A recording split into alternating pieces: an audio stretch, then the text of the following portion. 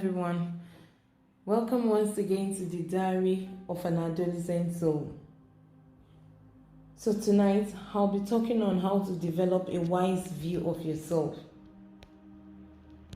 Let me start by asking you this question. When you wake up in the morning and you look at yourself in the mirror, what do you see? I know you love yourself, right? But I'm not talking about your physical image now. I'm talking about your inner image, your inner self-image. How do you view yourself?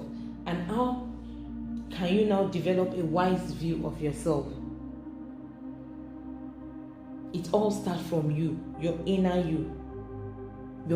self. And there is nothing that is not in you. So don't allow your mind to come up with some stories that are not true about you. Don't allow your mind to tell you that you can't do certain things because you are more than what you think you are. So don't wake up and react to circumstances surrounding you. I know there are lots going on around the world now.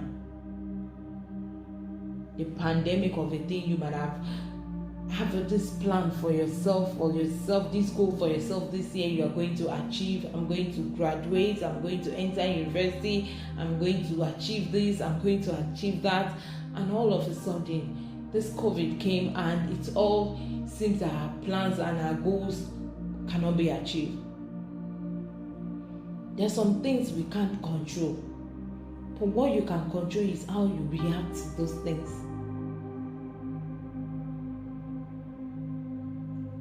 Everything will pass. So create an intention in you. Take a little time now, look at your family values and listen to it. Establish an intention to start having a kind thought about yourself. Establish an intention to start experiencing kind feelings about yourself. Establish an intention to start taking positive and kind actions towards developing yourself. Develop more knowledge about yourself. Ask yourself, who am I?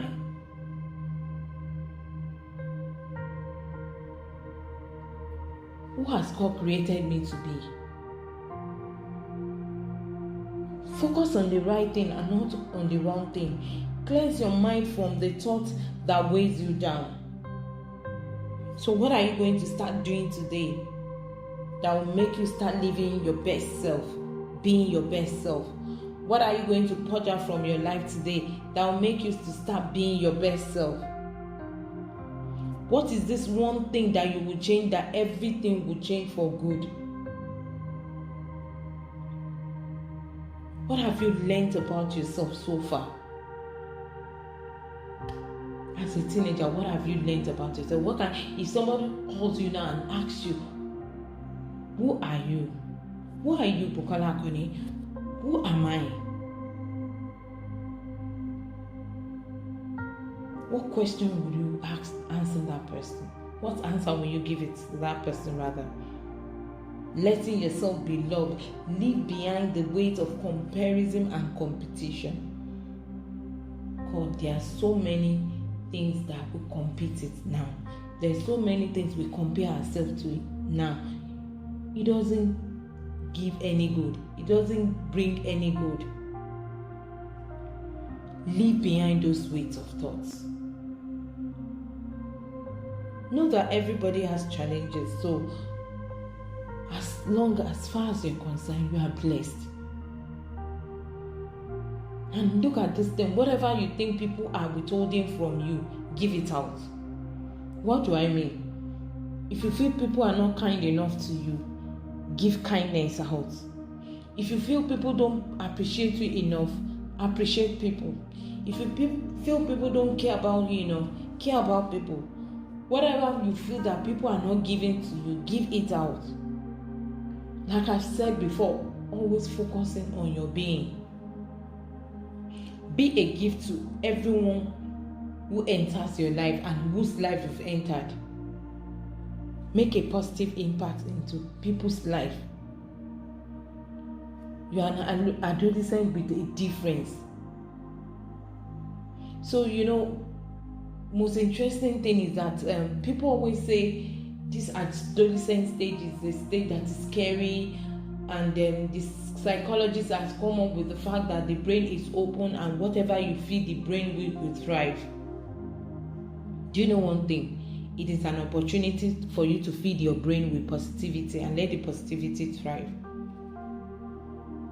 It is an opportunity to feed your brain with kindness, with values, good moral values, and they will thrive. Whatever you feed your brain with will thrive. If you focus on what you want, you will get what you want. If you focus on what you don't want, you will get what you don't want. So what would you rather focus on? Develop more knowledge about yourself. Know yourself more. Then now develop more knowledge about your passion. What are you passionate about? What skills do you need to develop to enhance your passion? One of the profound skills is develop this grit. Have this gritty mindset. It helps you stick to things that nurtures your passion. It helps you stick to things that are important to you. It gives you perseverance and commitment. It helps you have this emotional resiliency, because there will be setbacks, there will be feedbacks. But ability to be able to bounce back, even though you know that you have your own weaknesses, ability to be able to use those weaknesses to your own advantage and thrive well.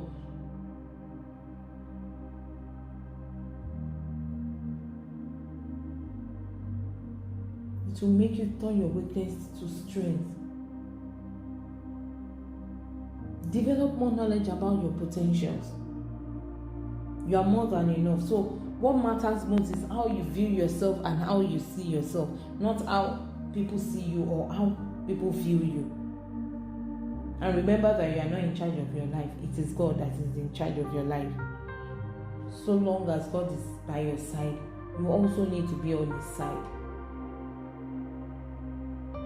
And don't allow any label to define you.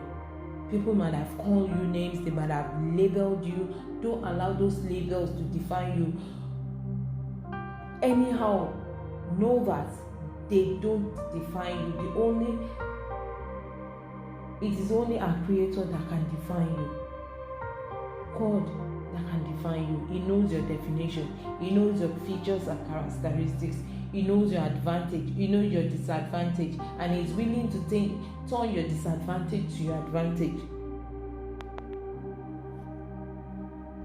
Help you develop more knowledge about you. Don't weigh yourself on the thought of self-pity, because it will make you often think about your problems, your challenges. You're more likely to tell people what is going wrong in your life than what is going right.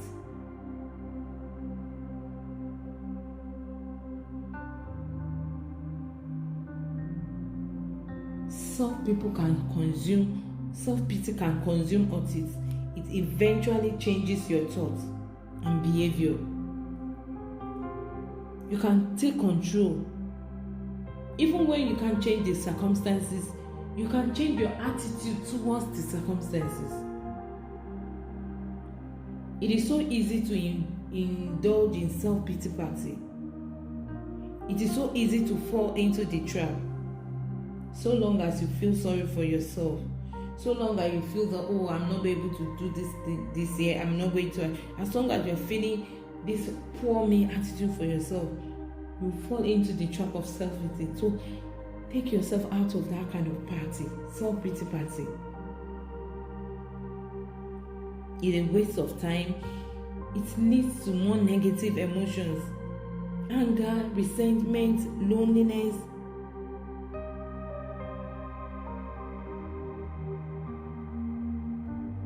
Develop more knowledge about yourself.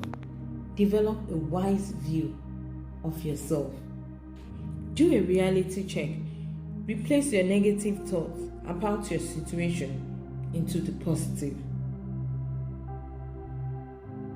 practice gratitude. There is no how. One cannot escape being grateful.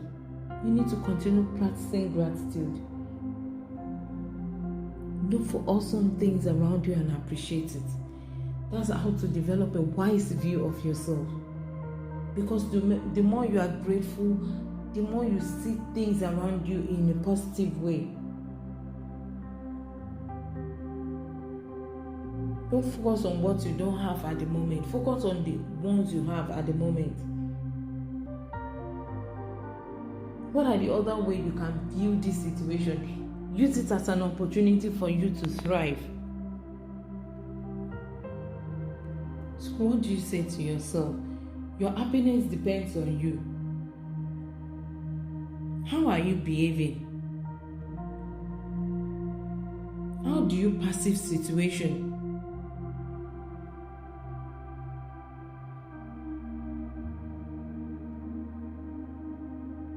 What are the characters you need to build on?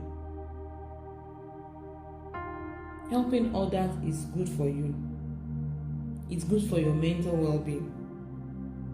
It also improves your emotional well-being. Always stay positive. And lastly, I'll talk about affirmation. Affirmation is more or less like a self-talk, but it is a way of affirming things to yourself. You declare and decree what you want to exist in your life. Don't let what is happening control your thinking. So focus your attention on your ability to do all things. Focus your attention on your skills. Focus your attention on what add values to you. Develop a wise view of yourself. I hope this has blessed you tonight, and I'm grateful it does. And remember, you deserve to have the right tool in guiding you to complete your own life building. God bless you. Thank you.